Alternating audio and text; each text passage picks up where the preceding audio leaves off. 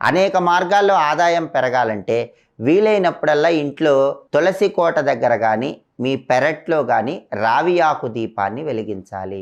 ఈ రావి ఆకు దీపం ఎలా వెలిగించాలంటే ఒక రాగి పళ్ళెం కానీ ఒక ఇత్తడి పళ్ళెం కానీ తీసుకోండి. ఆ పళ్ళెనికి చక్కగా పసుపు కుంకుమ గంధంతో బొట్లు పెట్టండి. రావి ఆకు ఒకదాన్ని తెచ్చుకోండి.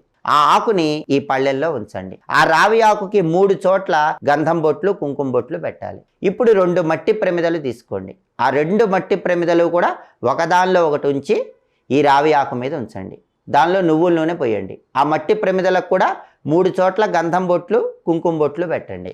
అలా బొట్లు పెట్టాక నువ్వుల నూనె పోసి 2 ఒత్తులు కలిపి ఒక ఒత్తిలాగా చేసి ఏకహారతితో కానీ అగరబత్తితో కానీ దీపాన్ని వెలిగించాలి. రావి చెట్టు విష్ణు స్వరూపం కాబట్టి ఈ రావి ఆకు దీపం అనేది తులసి కోట దగ్గర మీ పెరట్లో వెలిగించుకున్న దేవుడి గదిలో వెలిగించిన విశేషంగా ధనప్రాప్తిని సిద్ధింపజేసుకోవచ్చు.